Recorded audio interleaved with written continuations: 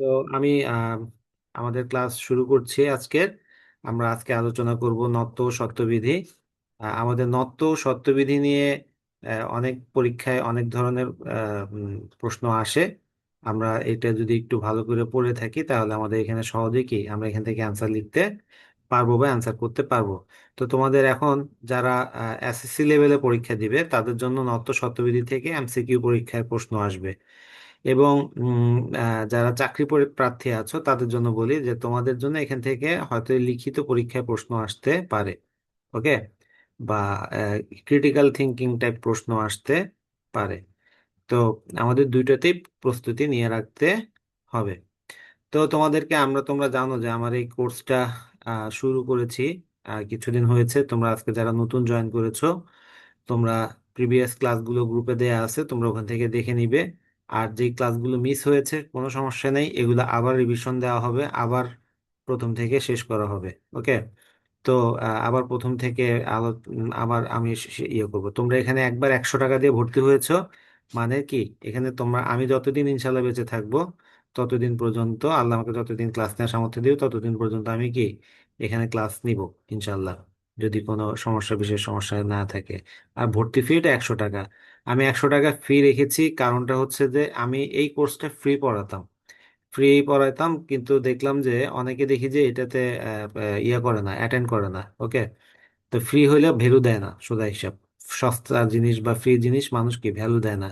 এর জন্য আবার বেশি টাকা যদি রাখি তাহলে কিন্তু কি অনেক সময় এটা স্টুডেন্টের জন্য অনেক বেশি ইয়ে হয়ে যায়, মানে কষ্ট হয়ে যায় আর কি। তো এই কারণেই আহ 100 টাকা একটা নির্ধারণ করছি, একটা মিনিমাম প্রাইস। আমার অন্যান্য কোর্সগুলো কিন্তু অনেক বেশি এক্সপেন্সিভ।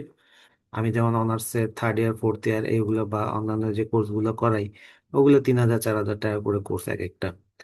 তো ওগুলো যাক স্পেশালাইজড কোর্স। আর এটা হচ্ছে মোস্ট ডিমান্ডেবল। আমি যদি এটা 100 টাকা না করে আমি যদি এটা 500 টাকাও করতাম, হ্যাঁ 500 টাকা করলেও কিন্তু অনেকে স্টুডেন্ট আমার ভর্তি হতো। কারণ মোস্ট ডিমান্ডেবল সাবজেক্টটা আমি অ্যাভেলেবেল করে দিয়েছি মাত্র 100 টাকায়। ওকে। তো সপ্তাহে একদিন ক্লাস হবে, প্রতি রবিবার, প্রতি রবিবার রাত 8টায়। ঠিক আছে। তো তোমরা এভাবে উপস্থিত থাকবে, আর তোমাদের পরিচিত যারা আছে তাদেরকেও এখানে ক্লাসে অ্যাটেন্ড করার জন্য অনুপ্রাণিত করবে আশা করি। তো আমরা প্রিভিয়াস ক্লাসে ধ্বনি পরিবর্তন এগুলা নিয়ে আলোচনা করেছিলাম। তো আমরা আজকে আলোচনা করব নত্যবিধি সত্যবিধি নিয়ে। তো নত্যবিধানটা কি? নত্যবিধান হচ্ছে সোজা কথা, আমাদের বাংলা ভাষায় দুই ধরনের ন আছে, একটা হচ্ছে মূর্ধন্য আর একটা হচ্ছে কি দন্তন্য। আমাদের এই মূর্ধন্য কোথায় হবে, হ্যাঁ কোথায় হবে এবং কোথায় হবে না, সেই নিয়মগুলা যেই বিধিতে বা যে বিধানে আলোচনা করা হয়েছে সেটাকে বলা হচ্ছে নত্যবিধান। ওকে। তো আমাদের এই নত্যবিধানে প্রথম আমরা দেখি, আমি যেহেতু মূল বইটা এটা 2018 সালে মনির চৌধুরী লেখা, হ্যাঁ বোর্ড বই, মুনির চৌধুরী। ওকে। মুনির চৌধুরী, মনির চৌধুরীর বোর্ড বইটা, এটাতে অনেক বিস্তারিত অনেক কিছু দেয়া আছে। নতুন যে এখন বোর্ড বইটা আছে সেখানে অনেক কিছু বাদ দিয়েছে, অনেক কিছু বেসিক আলোচনা করা হয় নাই। তাই বেসিক আমার বোঝার জন্য আমার এই বইটা খুব গুরুত্বপূর্ণ, এই জন্য আমি ওইটা পড়াচ্ছি। তোমাদের কারো যদি পিডিএফ না থেকে থাকে তাহলে এই পিডিএফটা আমাকে হোয়াটসঅ্যাপে 0171156815886 নাম্বারে নক করিও, আমি তোমাকে পিডিএফটা দিয়ে দিব। তো আমরা নত্যবিধি সত্যবিধি নিয়ে আলোচনা করতেছিলাম। তো নত্যবিধান, এই যে এখানে প্রথম লাইনটা গুরুত্বপূর্ণ, মার্ক করো। বাংলা ভাষায় সাধারণত মূর্ধন্য নয় ধ্বনির ব্যবহার নেই। খেয়াল করে এখানে কিন্তু ধ্বনির ব্যবহার বলছে। ওকে। তা আমার এই মূর্ধন্য ধ্বনি বা মূর্ধন্য বর্ণ, এজন্য তাহলে মূর্ধন্য কোন কোন ধ্বনিতে ব্যবহৃত হয়? মূর্ধন্য শুধুমাত্র তৎসম বা সংস্কৃত শব্দে কি ব্যবহৃত হয়। আমাদের বাংলাদেশি তদ্ভব বিদেশি শব্দের বানানে মূর্ধন্য বর্ণ মূর্ধন্য লেখার প্রয়োজন হয় না, কিন্তু বাংলা ভাষায় বহু তৎসম বা সংস্কৃত শব্দ মূর্ধন্য দন্তন্বয় ব্যবহার আছে। দেখো সংস্কৃত শব্দে, আমার সংস্কৃত শব্দগুলোতে বা তৎসম শব্দে, সংস্কৃত অথবা কি তৎসম এই শব্দগুলোতে মূর্ধন্যও আছে, দন্তন্যও আছে, দুইটাই আছে। কিন্তু বাংলাদেশি শব্দ, তদ্ভব শব্দ, বিদেশি শব্দে সবসময় কি হবে? সবসময় হবে দন্তন্য, এখানে মূর্ধন্য হবে না। তো তাই অনেকে আবার এখন বলে যে কি বাংলা ভাষায় এখন কোনো মূর্ধন্য দন্তন্য নাই, সব জায়গায় দন্তন্য। এটা ভুল। যেগুলো আমার তৎসম শব্দ সেগুলোতে মূর্ধন্য লিখতে হবে। যেমন ধরো লবণ, আমরা সবাই লবণ খাই, লবণ ছাড়া তো আমাদের খানা হয় না। এই লবণ বানানে কি হবে? মূর্ধন্য হবে। এরকম করে আমাদের এটা মাথায় রাখতে হবে যে যেখানে আমার তৎসম শব্দ আছে, সে তৎসম শব্দে যেখানে মূর্ধন্য হবে সেখানে মূর্ধন্য দিব, আর যেখানে মূর্ধন্য না হয়ে দন্তন্য হবে সেখানে আমরা দন্তন্য দিব। এই নিয়মটাকে বলা হচ্ছে নত্ব বিধান। তো মূর্ধন্য ব্যবহারের নিয়ম, কখন কখন মূর্ধন্য হয়? ট বর্গীয় ধ্বনির আগে তৎসম শব্দের সব সময় মূর্ধন্য যুক্ত হয়। ট বর্গীয় ধ্বনি কোনগুলো মনে আছে? ট বর্গীয় ধ্বনি কোনগুলো? ট, ঠ, ড, ঢ। ঠিক আছে, এগুলো হচ্ছে কি ট বর্গীয় ধ্বনি এবং মূর্ধন্য। ট, ঠ, ড, ঢ মূর্ধন্য আমরা পড়ছিলাম, মনে আছে? এই মূর্ধন্যর আগে মানে এই ট বর্গীয় ধ্বনির আগে তৎসম শব্দে, খেয়াল করো, ট বর্গীয় ধ্বনিগুলো দ্বারা কি শব্দ হইতে হবে? তৎসম শব্দ হতে হবে, তখন সেখানে মূর্ধন্য যুক্ত হয়। যেমন ঘন্টা, লণ্ঠন, কাণ্ড। হ্যাঁ, আবার দেখো, রি, র, মূর্ধন্য স, এরপরে মূর্ধন্য হয়। রি বলতে এখানে রিকারও হতে পারে, যেমন ধরো ঋণ, এখানে রি শব্দটা পুরোপুরি এসেছে। কিন্তু আবার তৃণ, এর এখানে রিকার হিসেবে এসেছে, তাই না? এখানে এসেছে পুরোপুরি রি হিসেবে, আবার তৃণ শব্দে তয় রিকার হিসেবে এসেছে, এই কারণে আমার পরে মূর্ধন্য হয়েছে। আবার দেখো র, রটা বর্ণতে এখানে এসেছে কি রেফ হিসেবে, এই যে উপরে একটা রেফ আসছে দেখছো, রেফ হিসেবে এসেছে, বর্ণনা কারণ। রটা আবার পুরোপূর্ণ বর্ণরূপেও এসেছে। কারণ মূর্ধন্য, মরণ, ব্যাকরণ, ভীষণ, ভাষণ, উষ্ণ। এই যে উষ্ণ, এখানে মূর্ধন্য কিভাবে আসলো? এই যে মূর্ধন্য, এই যে এটাকে কি বলা হয়? এটা হচ্ছে একটা যুক্ত বর্ণ। এটা হচ্ছে মূর্ধন্য স যোগ মূর্ধন্য ন। ঠিক আছে, অনেকে এটাকে ভুল বলে, মূর্ধন্য সহযোগ ইও বলে, এটা না। এটা হবে মূর্ধন্য সহযোগ মূর্ধন্য ন। উষ্ণ, কৃষ্ণ, দোনোটা বানানে এভাবে হবে। ওকে। 3 নম্বর নিয়মে কি বলেছে দেখো। 3 নম্বর নিয়মে বলেছে রি, র, মূর্ধন্য স এর পরে স্বরধ্বনি, মূর্ধন্য স অন্তস্থীয় হ, ব, হ্যাঁ, অনুস্বার, ক বর্গীয়, প বর্গীয় ধ্বনি থাকলে তার পরবর্তী ন মূর্ধন্য হয়। এটা এই নিয়মটা একটু জটিল, অনেকে এটা বুঝে না। আমাদের এই যে রি, র মূর্ধন্য স এর পরে মূর্ধন্য হয়, এটা আমরা তো সবাই জানি, কিন্তু দেখো এখানে একটা উদাহরণ দিছে যে হরিণ, হো ঋণ, তাই না? হরিণ তো আমরা সবাই চিনি। বলছে যে রি, র মূর্ধন্য স এর পরে যদি স্বরধ্বনি আসে, এই যে র আছে এখানে, আমরা যদি শব্দটা উচ্চারণ করি হরিণ, র এর পরে ই ধ্বনি আসতেছে না, হো ঋণ। দেখো র এর পরে আমার ই ধ্বনি আসতেছে, তাহলে এখানে একটা ই ধ্বনি আসতেছে আগে, র এর পরে ই ধ্বনি আসতেছে, তারপর ন ধ্বনি আসতেছে। তো এই জন্য এভাবে স্বরধ্বনি, তো র এর পরে যদি স্বরধ্বনি অথবা মূর্ধন্য ষ অন্তস্থীয় ব, হ অনুস্বার, এটা আমরা এভাবে মনে রাখতে পারি। আহ, হজবরলর ইয়াতে মনে রাখতে পারি যে হজবরলর হ আর ব আছে, জ নাই কিন্তু অন্তস্থীয় আছে, এবং মূর্ধন্য ষ। ক বর্গীয় ধ্বনি কোনগুলো? ক বর্গীয় ধ্বনি আমরা তো পড়েছি, ক বর্গীয় ধ্বনিগুলো ক, খ, গ, ঘ, উ, এগুলো থাকলে তারপর হচ্ছে যে কি প বর্গীয় ধ্বনি। প বর্গীয় ধ্বনি কোনগুলো? প, ফ, ব, ভ, ম, এগুলো হচ্ছে প বর্গীয় ধ্বনি। তো এই ধ্বনিগুলো যদি থাকে তার পরবর্তী নটা মূর্ধন্য হয়। যেমন দেখো কৃপন, এই যে প, রিকারের পরে এই যে প আসছে, তাই না? প বর্গীয় ধ্বনি না এটা? তারপর দেখো হরিণ, র এর পরে ই আসছে, তাই উঠছে। অর্পণ, রেফের পরে প আসছে, এই যে প আসছে এখানে, দেখছে? লক্ষণ, লক্ষণ, খেয়াল করো লক্ষণ, লক্ষণে এখানে ক্ষীয়, ক্ষীয় মানে কি? ক্ষীয় শব্দটা কি? ক্ষীয় একটা কিন্তু যুক্ত বর্ণ, ক যোগ মূর্ধন্য স, এটাকে বলা হয় ক্ষীয়। এই যে এখানে মূর্ধন্য স আসছে, এই কারণে এখানে মূর্ধন্য বসেছে, এরপরে মূর্ধন্য বসেছে। এরূপ রুক্মিণী, রুক্মিণী, এই যে এখানে কি ম, ওকে। তারপর ব্রাহ্মণ, হ্যাঁ, হ যোগ ম, ব্রাহ্মণ, এই কারণে এখানে মূর্ধন্য বসেছে। এই বানানগুলো প্রায় পরীক্ষাতে আমাদের শুদ্ধ বানান হিসেবে আসে। ওকে, তাই এই জন্য এই বানানগুলো এখানে যে উদাহরণগুলো দেয়া আছে সেই উদাহরণগুলো ভালো করে পড়তে হবে, বা এগুলো ভালো করে মুখস্থ করে ফেলতে হবে। তোমার রুলস মনে থাকবে না, উদাহরণ মনে থাকবে। এখানে একটা ব্যাপার আমি বলে রাখি যে এই আমাদের প্রশ্নটা এভাবে আসতে পারে যে যে হরিণ শব্দে মূর্ধন্য কোন নিয়মে বসেছে। হরিণ শব্দে মূর্ধন্য কোন নিয়মে বসেছে, তাহলে নত্যবিধির নিয়ম অনুযায়ী হরিণ শব্দে মূর্ধন্য বসেছে। বোঝা গেছে? আবার দেখো, ওই যে উম, কিছু শব্দ আছে স্বভাবতই কি হয়, মূর্ধন্য হয়। সে স্বভাবত মূর্ধন্য মানে কি, এরা জন্ম থেকে এদের এরকম মূর্ধন্য দিয়ে লেখা হয়েছে, এই কারণে এদের মূর্ধন্য হয়েছে। ওকে, এরকম কি আছে, চাণক্য, মাণিক্য, গণ, বাণিজ্য, লবণ, মন, বেণু, বীণা, কঙ্কন, কণিকা, কল্যাণ, শোণিত, মণি, স্থাণু, গুণ, পূর্ণ, বেণী, ফণী, অনু, বিপণী, গণিকা, আপন, লাবণ্য, বাণী, নিপুণ, ভণিতা, পানি, গৌণ, কৌণ, ভানু, পঞ্চান, হ্যাঁ, চিক্কন, নিক্কন, তুন, কফনি, বণিক, গুণ, গণনা, পিনাক, গণ্যবান। তাহলে এই যে শব্দগুলোতে, এটা একটা একটা কবিতার ইয়া লেখা। তো এখানে এটাতে এখানে কি সবগুলো মূর্ধন্য ব্যবহার করা হয়েছে। এখন আমরা তো এতগুলো জানলাম যে কখন কখন মূর্ধন্য হবে, কিন্তু এখানে বলছে যে দেখো, সমাসবদ্ধ শব্দে সাধারণত, খেয়াল করো, সমাসবদ্ধ শব্দে সাধারণত বলছে, সাধারণত নত্যবিধান খাটে না। হ্যাঁ, সাধারণত নত্যবিধান খাটে না, যেমন ত্রিনয়ন, সর্বনাম, দুর্নীতি।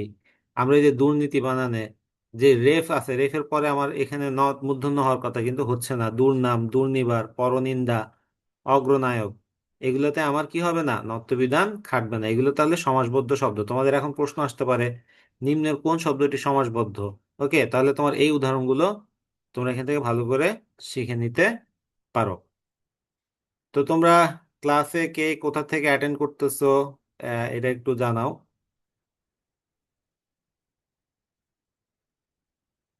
এবং ক্লাসের তোমাদের কোনো প্রশ্ন থেকে থাকলে সেটাও কি জানাও।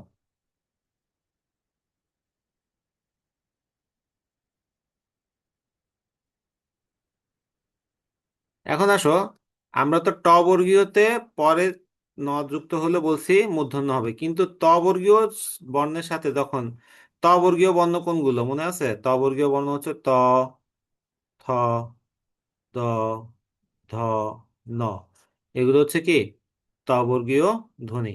এই তবর্গীয় ধ্বনিগুলোতে আমার কি হবে, সব সময় দন্তন্য বসবে। কারণ কি, এরা দন্তমূলীয় ধ্বনি, তাই না? এরা হচ্ছে দেখি দন্তমূলীয় ধ্বনি। আমরা তবর্গীয় ধ্বনির আরেকটা স্থান যদি আমরা ইয়া করি, তাহলে কি হয়, দন্তমূলীয় মানে আমাদের জিহ্বার আগাটা, আমরা এই ত, থ, দ, ধ, ন এভাবে যখন উচ্চারণ করি, খেয়াল করবে যে জিহ্বার আগাটা আমাদের সামনের যে দাঁত আছে, এই যে সামনের দাঁত এখানে, এই সামনের দাঁতের একদম গোড়ায় গিয়ে কি করে, টাচ করে। ফলে আমরা এটা উচ্চারণ করতে পারি ত, থ, দ, ধ, ন। আর যখন মূর্ধন্য ধ্বনি ট, ঠ, ড, ঢ, ন এগুলো যখন উচ্চারণ করি, তখন আমরা সেগুলো কি জিহ্বাটা উল্টে এসে সেটা কি আমাদের ওই একদম শক্ত তালুতে গিয়ে টাচ করে। ওকে।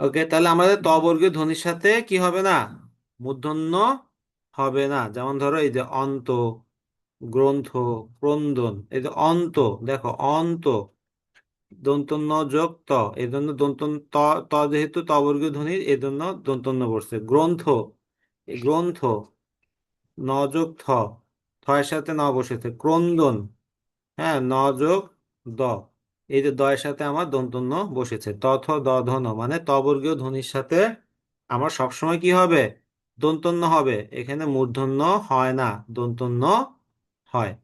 ওকে। আরেকটা জিনিস মনে রাখবা, বিদেশি শব্দ এখানে তোমাদের বইতে নাই, তোমরা পাশে নোটস দিয়ে রাখো, যে বিদেশি শব্দে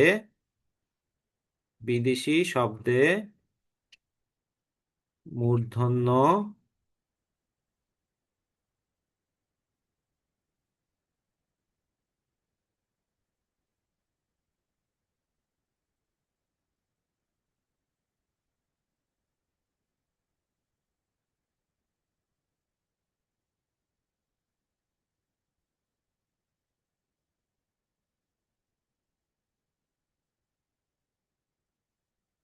মূর্ধন্য ন হবে না। বিদেশি শব্দগুলো কিরকম, যেমন ধরো এই যে ফার্নিচার, তাই না? ফার্নিচার, অনেক জায়গায় দেখবে যে ফার্নিচার বানান মূর্ধন্য দিয়ে লিখছে ফার্নিচার, এটা ভুল। ওকে, ফার্নিচার বানানোর শুদ্ধ রূপ কি হবে? ফার্নিচার যেহেতু বিদেশি শব্দ, হ্যাঁ ইংরেজি শব্দ, তাই এখানে আমার মূর্ধন্য হবে না, এখানে আমার দন্তন্য ব্যবহার করতে হবে। তাহলে আমার কি হবে এখানে? ফার্নিচার, দন্তন্য, ফার্নিচার, এটা হচ্ছে ইয়া। আবার ধরো অনেক জায়গায় দেখা থাকে কি কর্নেল, কর্নেল বানান এভাবে লিখে কর্নেল, কর্নেল তো বিদেশি শব্দ, তাই না? বিদেশি শব্দ হওয়ার কারণে এখানে মূর্ধন্য হবে না, কর্নেল বানানে কি হবে?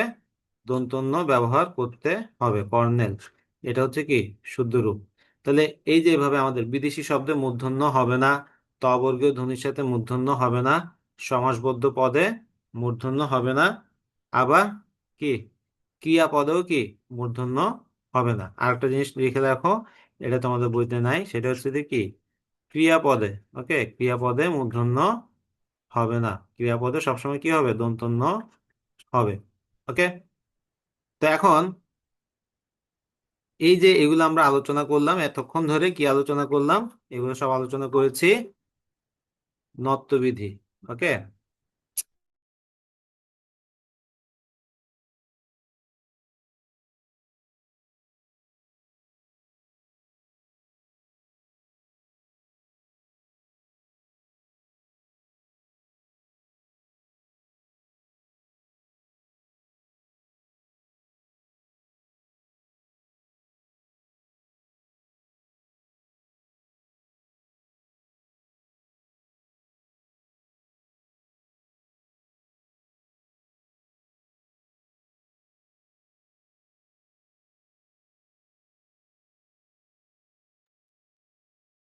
কি এক অবস্থা, ফেসবুকে গ্রুপে অ্যাড করছি, তার খবর নাই। সে বারবার বলে আমাকে ক্লাসে দিয়ে আসো না কেন।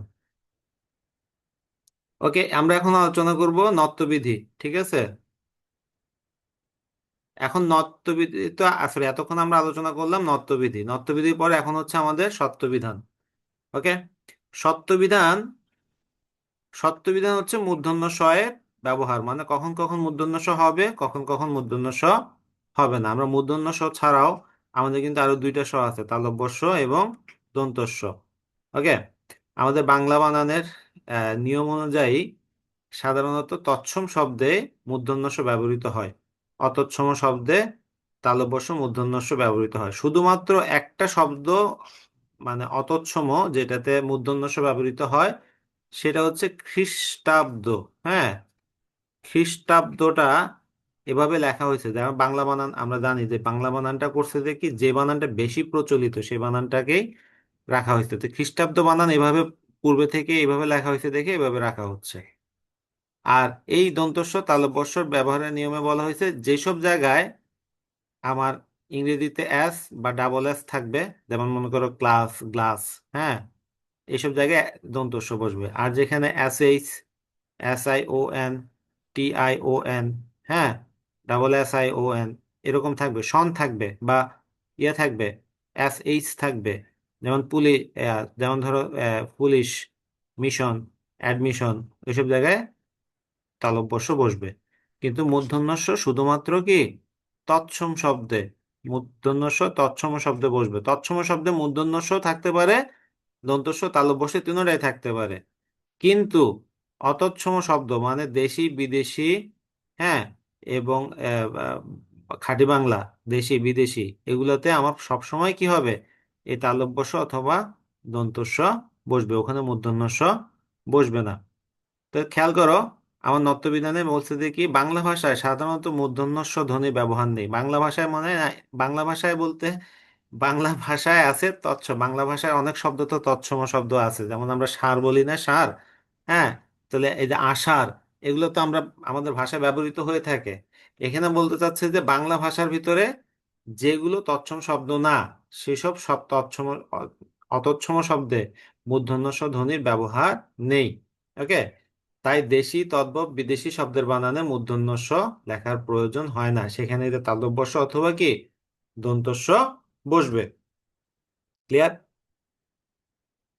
ওকে। তো তোমরা যারা যারা অনেকে ক্লাস করতেছো, তো যারা যারা ক্লাস করতেছো তারা কমেন্টসে জানাও কোনো প্রশ্ন থাকলে, এবং কমেন্টসে তোমরা অন্তত এটা জানাও যে কে কোথা থেকে ক্লাসটা করতেছো।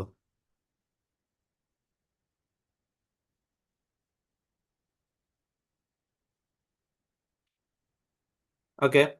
তো আমরা তৎসম শব্দের বানানে জানতে পারতেছি যে ছত্রবিধিন অনুযায়ী কোথায় কোথায় মূর্ধন্য ষ বসবে, কোথায় কোথায় মূর্ধন্য ষ বসবে না, সেটা এখন আমরা কি আলোচনা করতেছি।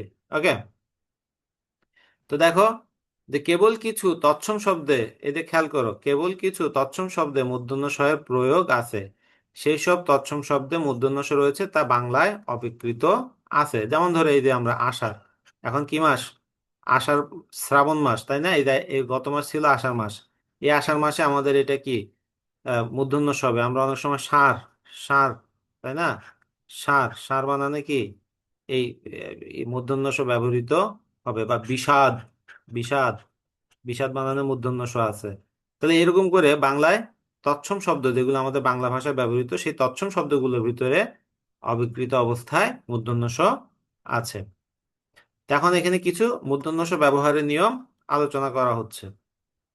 মূর্ধন্য ষ ব্যবহারের নিয়ম আলোচনা করা হচ্ছে। প্রথমে 1 নম্বর নিয়মে কি বলা হচ্ছে দেখো, অ আভিন্ন অন্য স্বরধ্বনি, মানে স্বরেয় স্বরেয়া ছাড়া অন্য স্বরধ্বনি। অন্য স্বরধ্বনি কি আছে? মনে করো রস্বই, দীর্ঘই, উ, হ্যাঁ, ও, ওই, এ, ওই, ও, এরকম যে কোনো একটা কিছু স্বরে অ বা আভিন্ন অন্য স্বরধ্বনি এবং ক ও র এর পরে, ক ও র এর পরে প্রত্যয়ের তালব্যস্য মূর্ধন্য ষ হয়।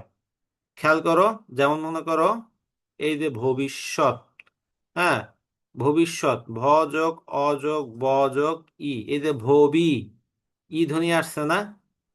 ই, তাহলে আমার এই যে প্রত্যয়ের যে ঈষৎ বা ইয়ে থেকে আমার সেখানে কি মূর্ধন্যষটা বসেছে। ওকে। তাহলে আমার দেখো এই যে এভাবে মনে করো মুমূর্ষ, হুম, মুমূর্ষ, মুমূর্ষ বানানটা পরীক্ষাতে অনেকবার এসেছে। এটা এভাবে মনে রাখবা, আগে পিছে রস্যুকার মধ্যে দীর্ঘকার, মুমূর্ষ বানানে আগে পিছে রস্যুকার মধ্যে দীর্ঘকার, তারপর রেফের উপরে, সরি মূর্ধন্য ষ এর উপরে রেফ, মুমূর্ষ। চক্ষুষ্মান, ওকে, চক্ষুষ্মান, এই যে দেখো চক্ষুষ্মান, তাহলে এই যে আমার চক্ষুষ, উ ধ্বনি আসছে না? এই যে চক্ষুষ, মুমূর্ষ, উ ধ্বনি আসছে না? এবং এই যে স্বরধ্বনি এবং ক ও র এর পরে, ক ও র এর পরে, তাহলে ক এখানে কিভাবে আসলো? চক্ষুষ মানে ওই যে খিউ আছে, এই যে এখানে একটা খিউ আছে, এই খিউ মানে কি? আমি বারবার বলতেছি, খিউ মানে কি? ক যোগ মূর্ধন্য ষ, এই খিওর পরে খিও, তাই না? আবার এই যে চিকিৎসা, দেখো চিকিৎসা, এই যে এখানে ক আছে, এরপর আবার ই ধ্বনি আসছে, এই কারণে এখানে এইখানে মূর্ধন্য ষটা বসেছে। ক এবং র এর পরে প্রত্যয়ের দন্তস্বটা কি হয়ে যাবে? মূর্ধন্য ষ হয়ে যাবে। ওকে। প্রত্যয় কাকে বলে? প্রত্যয় হচ্ছে শব্দের শেষে কিছু শব্দাংশ যুক্ত হয়। ওকে। সেই শব্দাংশ তার নিজস্ব কোনো অর্থ নেই, কিন্তু অন্য একটা শব্দের পরে বসে নতুন একটা শব্দ তৈরি করে। ওকে। তো তখন এটাকে বলা হয় প্রত্যয়।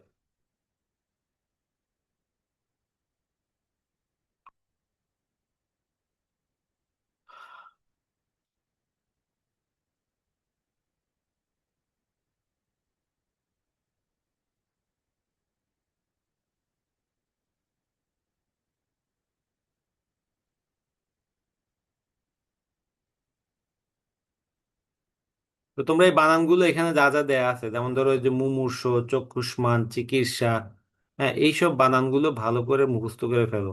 এগুলো পরীক্ষার হলে তোমাদের শুদ্ধ বানান হিসেবে আসবে। হ্যাঁ, অথবা বলবে যে সত্যবিধি অনুযায়ী কোন শব্দটাতে মূর্ধন্য ষ বসেছে। ওকে, সত্যবিধি অনুযায়ী কোন শব্দটাতে মূর্ধন্য ষ বসেছে, এভাবে তোমাদের ইয়ে করতে হবে।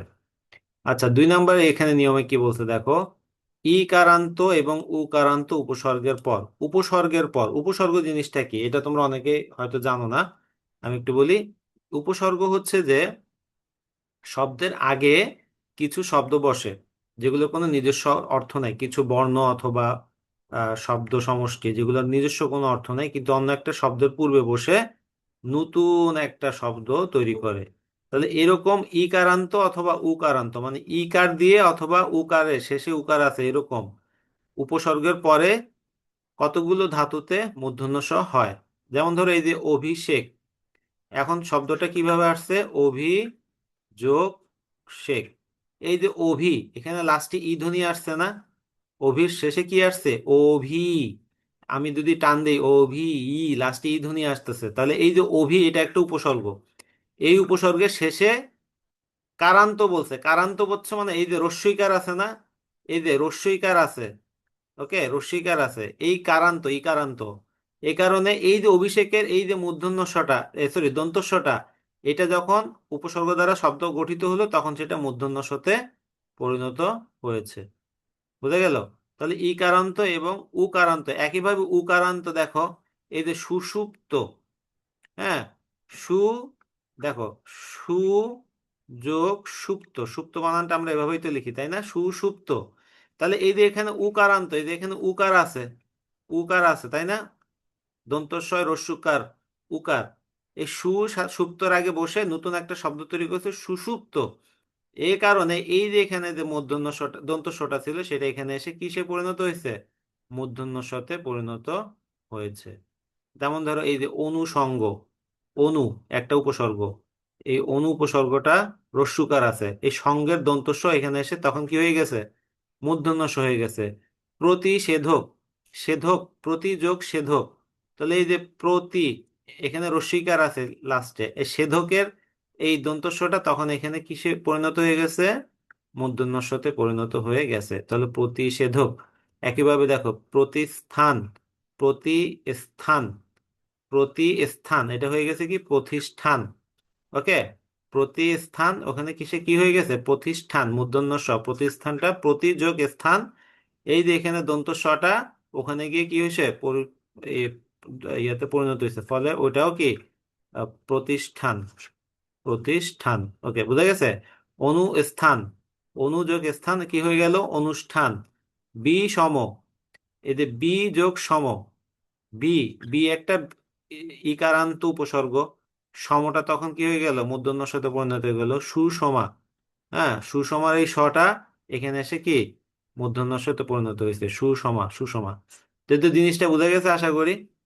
আমাদের এরপরে 3 নম্বর নিয়মে কি বলছে দেখো, এই যে এই বানানগুলো কিন্তু পরীক্ষাতে অনেক সময় ভুল আসে, অভিষেক বানান।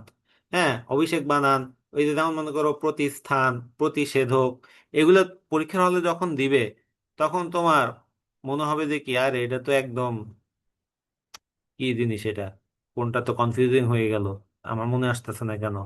এই জন্য তোমরা এখানে যেটা শুদ্ধ বানান সেই শুদ্ধ বানানটা শিখবা। তাহলে কি এই যে এখানে শিখবা কোনটা, অভিষেক, সুষুপ্ত, অনুষঙ্গ, প্রতিষেধক, প্রতিষ্ঠান, অনুষ্ঠান, বিষম, সুষমা, এই শব্দগুলো বানান শিখে ফেলবা। তোমরা শুধু শিখবা না, এগুলো খাতায় লিখবা। ওকে, তোমরা শুধু শিখবা না, এগুলো কি খাতায় লিখবা। তোমাদের একটা বাড়ি কাজ দেই, তোমাদের বাড়ি কাজটা হচ্ছে যে এই যে যে এখানে নত্যবিধি সত্যবিধিতে যতগুলা বানান আমি আলোচনা করতেছি, ওকে, প্রত্যেকটা বানান, হ্যাঁ, যেগুলো যেগুলো এই যে ইয়ে করতেছি প্রত্যেকটা উদাহরণের বানান নিয়ম লেখা লাগবে না, শুধু বানানগুলো দেখে দেখে খাতায় লিখবা, একটা ছবি তুলবা, ছবি তুলে তারপরে এই যে এখানে যে আমি যে লাইভটা নিচ্ছি সেই লাইভের কমেন্ট সেকশনে তোমরা কি ওইটা পোস্ট করবা, কমেন্ট করবা, ফটো কমেন্ট করবে আর কি, বুঝা গেছে? 1 পৃষ্ঠার ভিতরে সবগুলো হয়ে যাবে, সবগুলো শব্দের ইয়েটা হয়ে যাবে। আমি এই এখানে নাই এরকম আরো কিছু শব্দ তোমাদেরকে এখানে দিচ্ছি, লিখতেছি, হ্যাঁ, ওগুলো তোমরা কি শুদ্ধ রূপে লিখবে। যেমন ধরো এই যে আষাঢ়, ষাঁড়, এগুলো লিখছি, এখানে খ্রিস্টাব্দ বানানটা লিখছি, তারপরে যে ফার্নিচার, কর্নেল, হ্যাঁ, এগুলোতে আমি আরো দিচ্ছি উদাহরণ। এগুলো তোমরা কি একটা একটা খাতার ভিতরে লিখে ফেলবা, এক পৃষ্ঠায় লিখবা, শুধু উদাহরণগুলো, শুধু শব্দগুলো লিখবে, আর কিছু না।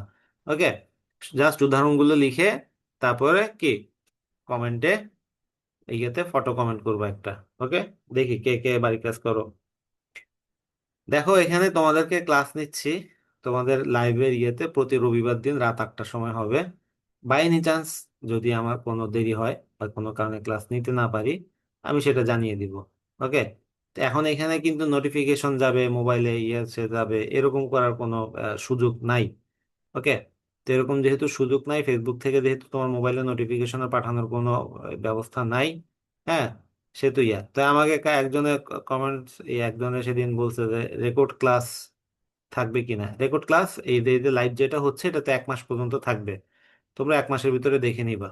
ওকে, আর তাছাড়াও আমি এমনি যেটাই দেই, যে আমি রেকর্ড করতেছি সেই রেকর্ডটা তোমাদের এখানে আমি আপলোড করে দিব, এটা থাকবে। তো এছাড়াও কোনো সমস্যা নেই, আগের যে প্রিভিয়াস ক্লাসগুলো হয়ে গেছে এগুলো আবার রিপিট হবে। আমরা পুরো বইটা একবার শেষ করে আবার প্রথম থেকে আবার শুরু করবো, এবং তোমরা এটা ভর্তি হইছো, এভাবে চলতে থাকবে। ওকে, যতদিন খুশি ততদিন, ইনশাল্লাহ আমি যতদিন ইয়ে করবো ততদিন পর্যন্ত এখানে ক্লাস নিতে থাকবো। আর এছাড়াও আমি স্পেশাল কিছু ক্লাস নিব, সেই ক্লাসগুলো এই গ্রুপে হবে। ওকে, মনে করো আমি হয়তো বা একটা স্পেশাল কোর্স লঞ্চ করলাম, সেই কোর্সটাও কি এখানে তোমাদের, তোমরা এই যে একটা ইয়েতে ভর্তি হয়েছো না, আরো অনেক ধরনের ফ্যাসিলিটিস তোমরা এখানে পাবে। ওকে, তো এই জন্য বলতেছি যে তোমরা যারা যারা ইয়েতে আছো তারা এখানে বন্ধুদেরকে বলো, বিশেষ করে যারা 9-10-এ আছো যারা, হ্যাঁ, তোমরা তোমাদের ক্লাসমেটদেরকে বলতে পারো এইভাবে ইয়েটা হয়। আমাদের একটা জিনিস আমি দেখছি যে হাই স্কুল লেভেলের আমাদের ব্যাকরণের টিচার, ভালো টিচার নাই। প্রায় স্কুলে আমাদের ব্যাকরণের ভালো টিচার নাই। তো ফলে দেখা যায় যে তারা যখন কলেজ সেকশনে আসে তখন তাদের ব্যাকরণে বিশাল একটা ঘাটতি থেকে যায়। তো এই কারণে আমি মূলত একটা উদ্যোগ নিয়েছি যে হাই স্কুল লেভেলের স্টুডেন্টদেরকে একটা সার্ভিস দেওয়ার জন্য, হ্যাঁ, তা একটা নামমাত্র মূল্য। আর এছাড়াও জব কোচিং যারা করতেছো, জব কোচিং এ যারা এখানে গ্রুপে আছো, তোমাদের জন্য এই বইটা ভালো করে পড়া খুব দরকার। তোমরা গাইড বই পড়ার চাইতে এই বইটা ভালো করে পড়ো। গাইড বইতে এখান থেকে কপি পেস্ট করছে। আমার কথা যদি বিশ্বাস না হয়, তুমি যখন একটু ঘাটাঘাটি করবে দেখবে যে এখান থেকে কপি পেস্ট করে দিয়েছে, আর কিছুই না। এই গাইড বই টাইড বইটা অনেক ভুল থাকে, এর চাইতে মূল বইটা পড়া অনেক বেশি ভালো। ওকে, গ্রামারের জন্য এই বইটা পড়লে এনাফ আমি মনে করি। পাশাপাশি এটার একটা রচনা সম্ভার আছে, ওই রচনা সম্ভারটাও তোমরা পড়বা। তাহলে দেখবা যে ওখান থেকেও রাইটিং পার্ট, কোথাও যদি পরীক্ষাতে রাইটিং পার্টের ইয়ে আসে সেগুলো তোমরা অনেক বেশি কি একটা ভালো আউটপুট পাবে। বুঝা গেছে? তো যাই হোক, আমরা এখন আমরা 3 নম্বর নিয়মটা দেখবো। 3 নম্বর নিয়মে বলতে দেখে রি এবং রিকারের পরে মূর্ধন্য ষ হয়, এটা চোখ বন্ধ করে সব সময় হবে যদি সেটা তৎসম শব্দ হয়। ঋষি, কৃষক, উৎকৃষ্ট, দৃষ্টি, সৃষ্টি, এগুলোতে সবসময় কি হবে? মূর্ধন্য ষ হবে। এই যে এখানে রি আছে আর এখানে রিকার আছে, আবার এখানে রিকার। ওকে, আবার দেখো রিকারের পরে কিন্তু আবার সবসময় ন থাকলে ওটা মূর্ধন্য হবে রিকারের পরে। আবার যদি স থাকে তাহলে মূর্ধন্য স হবে, সেই সটা মূর্ধন্য স হবে। রিকার অথবা রি যেটাই থাকুক না কেন, তারপরে আমার কি হবে? মূর্ধন্য স হবে। 4 নম্বর নিয়মে কি বলছে দেখো, 4 নম্বর নিয়ম বলছে তৎসম শব্দের র এর পরে মূর্ধন্য স হয়। রটা এখন র সরাসরি না হিসেবে, এই যে এখানে দেখো বর্ষা রেফ হিসেবে আসছে, ঘর্ষণ রেফ হিসেবে আসছে, হ্যাঁ, আবার অনেক সময় র ফলা হিসেবে আসতে পারে। ওকে, তা আমার যেটাই হোক, যেভাবে আসুক না কেন, আমার সেটা কার চিহ্ন হিসেবে ফলা হিসেবে আসুক, অথবা আম, আহ, রেফ হিসেবে আসুক, বা যেভাবে আসুক না কেন, রেফের পরে মূর্ধন্য স হবে। এটা বর্ষা, ঘর্ষণ, বর্ষণ, আবার মনে করো ধর্ষণ যদি বলি, ধর্ষণ, হ্যাঁ, সেখানেও কি ইয়ে হবে। কিন্তু আবার দর্শন বানানে কিন্তু কি হবে? তালব্য শ হবে। আবার যদি ধর্ষণ বলে আবার মূর্ধন্য হবে। তো এই বানানগুলো একটু খেয়াল রাখতে হবে। ওকে, তাহলে এখন 5 নাম্বার নিয়মটা কি বলছে দেখো। 5 নাম্বার নিয়মে বলছে র ধ্বনির পরে যদি অ, আ ভিন্ন অন্য স্বরধ্বনি থাকে, অ আ ভিন্ন অন্য স্বরধ্বনি। অ আ ভিন্ন অন্য স্বরধ্বনি মানে হচ্ছে সেটা রস্যই হতে পারে, হ্যাঁ, দীর্ঘই হতে পারে, হ্রস্ব হতে পারে, হ্যাঁ, দীর্ঘ হতে পারে, ও হতে পারে, ও হতে পারে, যে কোনো একটা হতে পারে, স্বরে স্বরে বাদে বাকি নয়টার যে কোনো একটা হতে পারে। অন্য স্বরধ্বনি থাকে, তবে তারপরে মূর্ধন্য ষ হয়। যেমন ধরো এই যে পরিষ্কার, পরি স্কার, এই যে পরি, এই যে এখানে ই ধ্বনি আসছে না রয়ের পরে, পরি, রয়ের পরে আমার একটা ই ধ্বনি আসতেছে, তাই না? এই কারণে আমার এই যে এখানে কি হয়েছে, মূর্ধন্য ষ বসবে।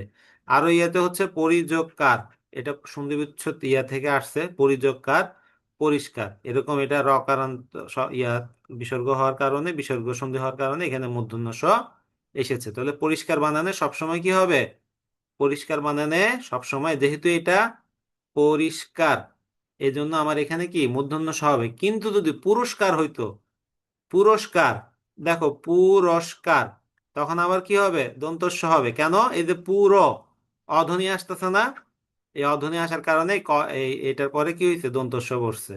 কিন্তু আমার পরিষ্কার, এই যে অ আ ভিন্ন অন্য স্বরধ্বনি গুলো, এই যে রস্যই দীর্ঘ রস্য দীর্ঘ এগুলো আছে, এই কারণে আমার এখানে মূর্ধন্য স বসেছে। ওকে, বিসিএস এ কিন্তু এভাবে প্রশ্ন আসে যে এই শব্দটাতে মূর্ধন্য ষ কোন নিয়ম অনুযায়ী হয়েছে। ওকে, একদম এই কারণে এটা ওখানে ভালো করে এভাবে শিখতে হয়। আর তুমি এমন ভাবে এগুলো শিখবা যে তুমি এটা অনেক দিন পর্যন্ত যেন তোমার মনে থাকে, গল্পের মতো করে বুঝে বুঝে বুঝে বুঝে পড়বা। তাহলে দেখবা পড়াটা মনে থাকে বেশি। না বুঝে তুমি পৃষ্ঠার পর পৃষ্ঠা মুখস্থ করবা না, বুঝে বুঝে ভালো করে পড়বা, তাহলে দেখবা যে এটা মনে থাকতেছে। তুমি না বুঝে পৃষ্ঠার পর পৃষ্ঠা ঘন্টার পর ঘন্টা পড়বা, মনে থাকবে না। ওকে, তারপর দেখো, এখানে র ধ্বনির পরে অ আ ভিন্ন অন্য স্বরধ্বনি থাকলে মূর্ধন্য ষ হয়। তো কিন্তু স্বরেয় স্বরেয় স্বরধ্বনি থাকলে দন্ত স হয়। এই যে পুরস্কার আমি বললাম, আচ্ছা এখানে উদাহরণ দিয়েই দিছে পুরস্কার। ঠিক আছে, এরপরে দেখো 7 নম্বর নিয়মে কি বলেছে, সরি 6 নম্বর নিয়ম। আমরা এর আগে পড়েছিলাম ট বর্গীয় ধ্বনির সাথে কি হবে, তৎসম শব্দে মূর্ধন্য হবে। ঠিক একইভাবে ট বর্গীয় ধ্বনির সাথে মূর্ধন্য স হবে, যেমন কষ্ট, নষ্ট, স্পষ্ট, কাষ্ঠ মানে কাঠ, ওষ্ঠ মানে ঠোঁট, আবার মনে করো মিষ্টি, হ্যাঁ, মিষ্টি, মিষ্টি বানানো কি রশ্মি, বৃষ্টি, এগুলোতে আমার সবসময় কি হবে, মূর্ধন্য স হবে। ট বর্গীয় ধ্বনি, ট বর্গীয় ধ্বনি কোনগুলো মনে আছে, দেখি কমেন্টে জানাও তো, ট বর্গীয় ধ্বনি কোনগুলো, ট বর্গীয় ধ্বনি কোনগুলো দেখি, যারা যারা দেখতেছো কমেন্টে জানাও। ওকে, ট বর্গীয় ধ্বনি হচ্ছে যে, তারপরে আমি বলি ট, ঠ, ড, ঢ, মূর্ধন্য, এগুলো হচ্ছে আমার কি, ট বর্গীয় ধ্বনি। এগুলো সবকিছু কি, ট বর্গীয় ধ্বনি। ওকে, ওকে, এরপরে আছে আমাদের 7 নম্বরে। 7 নম্বরের নিয়মে বলছে, 7 নম্বর নিয়মটা বলছে কতগুলো শব্দের স্বভাবতই, মানে এরা জন্ম থেকে এইভাবে স্বভাবতই মূর্ধন্য স হয়। আমরা যেমন ওই যে পড়ছিলাম চাণক্য, মাণিক্য, গণ, বিন, বিনা, কঙ্কন, কণিকা, হ্যাঁ, ওরকমই এরকম কিছু শব্দ আছে যেগুলো স্বভাবতই কি হয়, মূর্ধন্য স হয়। এরকম কি আছে দেখো, ষড়ঋতু, রোষ, পৌষ, আষাঢ়, এইটা অনেকবার পরীক্ষাতে আসছে। নিম্নের কোন শব্দটিতে স্বভাবতই মূর্ধন্য স হয়, এটা হবে আষাঢ়। তারপর ভাষণ, ভাষা, উষা, পৌষ, কলুষ, পাষাণ, মানুষ, ঔষধ, ষড়যন্ত্র, ভূষণ, দেশ, এই শব্দগুলোতে স্বাভাবিকভাবে বা স্বভাবতই বা এমনি জন্ম থেকে এরকম মূর্ধন্য ষ হয়। এইগুলো একদম ভালো করে মুখস্থ করে ফেলতে হবে। তোমাদেরকে বাড়ির কাজ যেটা দিচ্ছে এটা কিন্তু অবশ্যই কি করবে, কে যেন এটা বাদ না যায়। তারপর দেখো, এখানে বলেছে কি জ্ঞাতব্য, মানে আমাদের মনে রাখতে হবে সোজা হিসাব, বিদেশি শব্দে মূর্ধন্য ষ হবে না, বিদেশি বা তৎসম শব্দ ছাড়া অন্য কোনো শব্দে মূর্ধন্য ষ হবে না। তো এটা এখানে বলছে আরবি, ফার্সি, ইংরেজি। ফার্সি মানে কি, ফার্সি মানে হচ্ছে যে এই ইরানের ভাষা যেটা আমরা বলি, ঠিক আছে, ইরানের এখন ইয়ে তো না, আগে আগে আমাদের ইয়েতে ইরান অঞ্চল বা ওইসব অঞ্চলে একটা ফার্সি ভাষা আছে, ইরান, তুরস্ক এদিকে, এটা এখন মৃত হয়ে গেছে। কিন্তু ফরাসি বললে ফ্রেঞ্চ বলে, ফরাসি হচ্ছে ফ্রেঞ্চ, ফার্সি বলে এইটা। তো ইংরেজি ইত্যাদি ভাষা বিদেশি থেকে আগত শব্দে মূর্ধন্য ষ হয় না, এ সম্বন্ধে সতর্ক থাকতে হবে। যেমন জিনিস, পোশাক, মাস্টার, পোস্ট। যেমন ধরো আমরা অনেক সময় ফটোস্টেট, ফটোস্টেট দোকানে লেখা থাকে ফটোস্টেট, হ্যাঁ, ফটোস্টেট এটা হবে না, বানান ভুল, এখানে মূর্ধন্য ষ হবে না, এখানে আমার দিতে হবে ফটো স্টেট, ফটো স্টেট। ওকে, আমাদের এই যে আমি নিয়মে শয়ের নিয়মে কখন শ কোনটা হবে এই যে নিয়ম একটা প্রথমে আলোচনা করছি, যখন S H, S I O N, T I O N, double S I O N এগুলো থাকবে, তখন আমার সেখানে তালব্য শ আসবে। যেমন মনে করো আমরা অ্যাডমিশন, তাই না, অ্যাডমিশন, অ্যাডমিশন লিখি, অ্যাডমিশন আমরা বাংলা বানানে লিখতে গেলে কিভাবে লিখি, মিশন, তাই না? আবার ধরো ক্লাস, ক্লাস, তুমি কোন ক্লাসে পড়ো, বাংলা লিখতে গেলে আমরা পড়ি এভাবে ক্লাস। তাহলে এস বা ডাবল এস এর জন্য দন্ত স, S H, S I O N. মনে করো এস এইচ কোনটা, যেমন ধরো ক্যাশ, এই যে ক্যাশ, ক্যাশ, তাহলে আমরা তখন কিভাবে লিখি, এই যে ক্যাশ এভাবে লিখি। ওকে, তো এটা মাথায় রাখতে হবে যে ইংরেজি শব্দ, ফার্সি শব্দ, বিদেশি শব্দ, সোজা কথা বিদেশি ভাষা, বিদেশি ভাষা হলেই সেখানে মূর্ধন্য ষ কি হবে না, মূর্ধন্য ষ হবে না, এই সম্বন্ধে সতর্ক থাকতে হবে। তো এরকম কিছু শব্দ হচ্ছে কি জিনিস, পোশাক, মাস্টার, পোস্ট, হ্যাঁ। তারপর হচ্ছে সংস্কৃত, এখানে আবার আরেকটা নিয়ম আছে সংস্কৃত। আমরা জানি যে সংস্কৃত ভাষায় তিনটা স্বই ব্যবহৃত হয়, তবে এখানে কিছু কিছু জায়গায় সাত প্রত্যয় যুক্ত হলেও পদে মূর্ধন্য ষ হয় না। ওকে, যেমন ধরো এই যে আমরা জানি যে কি, আমরা এই যে এখানে একটা নিয়ম পড়ছিলাম, এখানে একটা নিয়ম পড়ছিলাম, এই যে প্রত্যয় সাধিত শব্দ, এই যে ইকারান্ত, হ্যাঁ, ইয়া হলেও, হ্যাঁ, ইকারান্ত উপসর্গের পরে বা এই যে অকারান্ত বা ইয়ার প্রত্যয়ের পরে, হ্যাঁ, মূর্ধন্য ষটা দন্ত স হয়। এখানে বলছে সাত উপসর্গ, সরি সাত প্রত্যয়, একটা প্রত্যয়, সেটা হচ্ছে কি সাত হচ্ছে যে কি এটা একটা প্রত্যয়, এটা পরীক্ষাতে আসছে যে সাত নিম্নে এটা কি উপসর্গ, প্রত্যয় নাকি অন্য কিছু। তাহলে এটা হচ্ছে একটা প্রত্যয়, প্রত্যয় কোথায় যুক্ত হয়, শব্দের শেষে। ওকে, তাহলে অগ্নিস্বাত, তো অগ্নি এর সাথে সাত, এই প্রত্যয় যুক্ত হয়েছে এখানে, কিন্তু আর এটা চেঞ্জ হয় না। তবে ধূলিস্বাদ, ভূমিস্বাদ, এগুলাতে আমার দন্তস্ব যেমন আছে তেমনই থাকবে।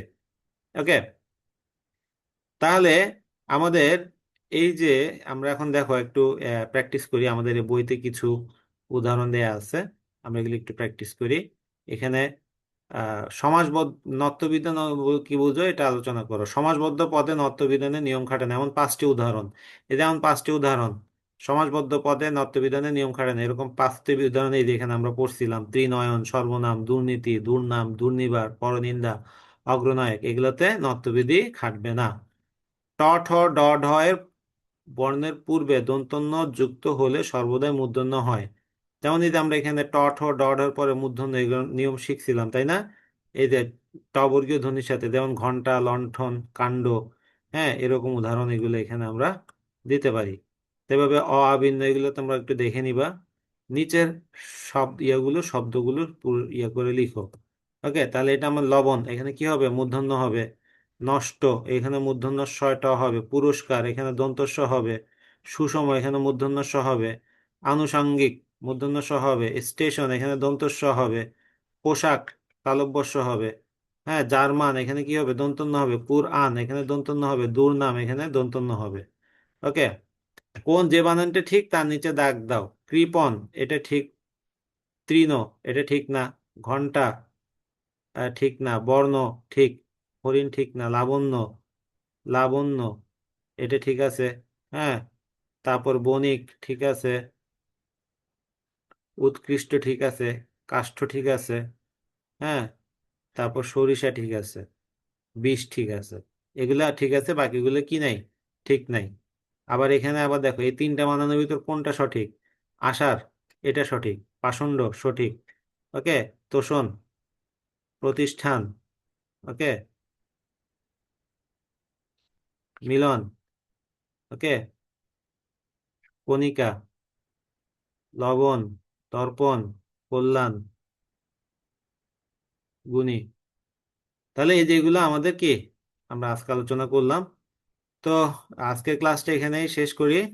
তো নত্যবিধি সত্যবিধি নিয়ে আলোচনা করলাম, তো তোমাদের এটার উপর একটা মডেল টেস্ট হবে, আর কি কি প্রশ্ন আসতে পারে আমি সেটা পিডিএফ আপলোড করে দিচ্ছি, তোমরা এটা দেখে নাও। তো সবার জন্য শুভকামনা, আজকের ক্লাসটা এখানে শেষ হচ্ছে, ভালো থাকবে। সবাই মডেল টেস্টে অবশ্যই অবশ্যই অংশ নেবে। আসসালামু আলাইকুম।